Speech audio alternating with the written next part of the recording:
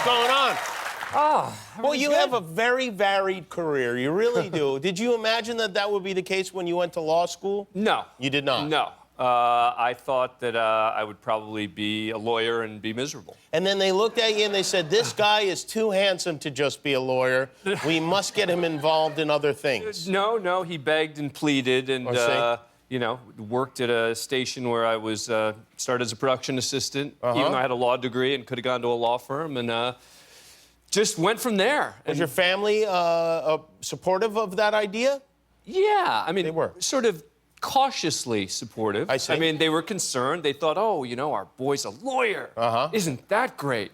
And now he's going into TV. Yeah. And that's not so great. Yeah. But nevertheless, they supported it. So this book, let's talk about the book for me, because this is about a trial from 1770, shortly after the Boston Massacre. And which, is something like, to me, the Boston Massacre is, Lakers-Celtics game. I never really even thought about the actual Boston Massacre. Explain what happened in the Boston Massacre. So this is an incident that almost led to the American Revolution before the Revolution. There were 5 colonists who were shot and killed by British soldiers who were there. There was a lot of tension going on. The colonists didn't want the British soldiers there. This was that moment that almost led to the big fight. Why didn't it happen? Because of this trial, because the rule of law prevailed. And you had this case where we have a transcript, from 1770, with John Adams representing the British soldiers. Remember, this is a patriot, someone who despised, in many ways, the British soldiers and the British, but felt that they were entitled to a legal defense, and he led the defense team in a fascinating case. And one of the things that's so amazing to me is being able to see John Adams in his own words. It's not a speech, wasn't prepared. It's just John Adams in court defending these British soldiers. And when you say a transcript, obviously they didn't have typewriters back then. This is a guy dipping and writing as fast as he can? And his hand got so tired at one point by the end of the case that he had to stop and ask the prosecution to come and tell him what they had said again. Really? So he could rewrite it.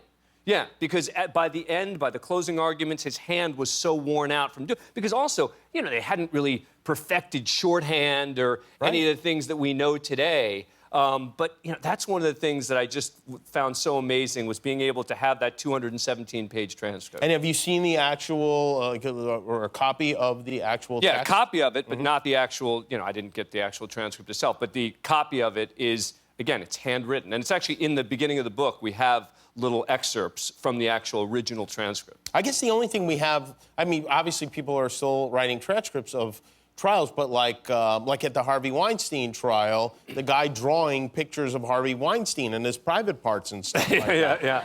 Well, in that case, there was no camera allowed in the courtroom. And so, and I think based on what you're talking about, it was probably for the best in many ways.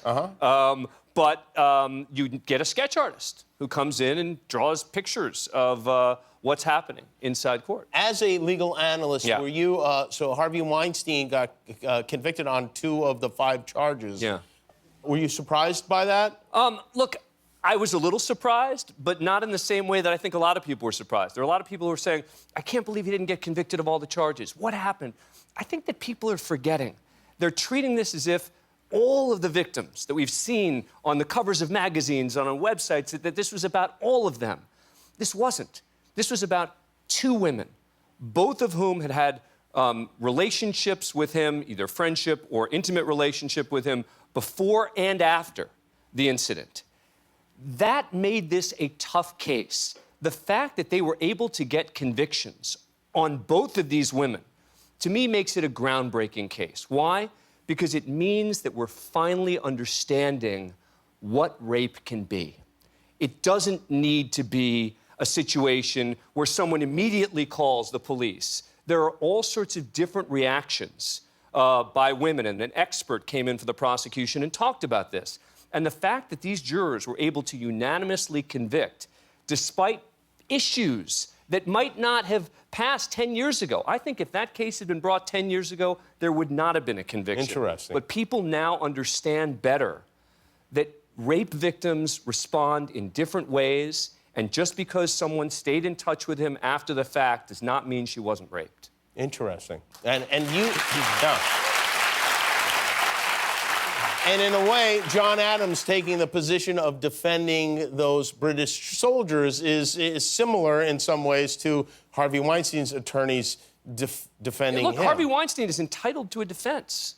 Yeah. I mean, I don't begrudge Harvey Weinstein's attorneys for taking the case.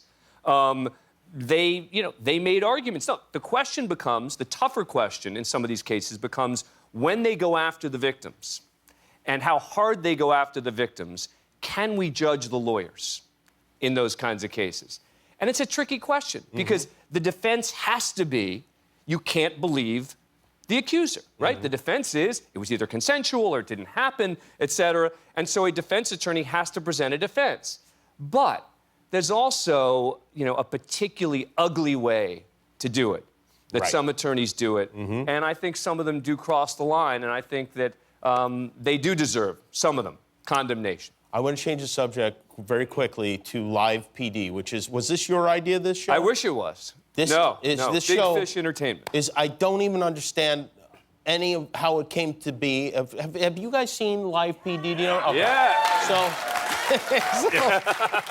this is basically, it's very similar to Cops, except it's live. And it's happening in how many cities at once? We are in at least 8 departments at once, following 2 officers in each department. And we're literally bouncing from department to department based on what's happening, where there's activity.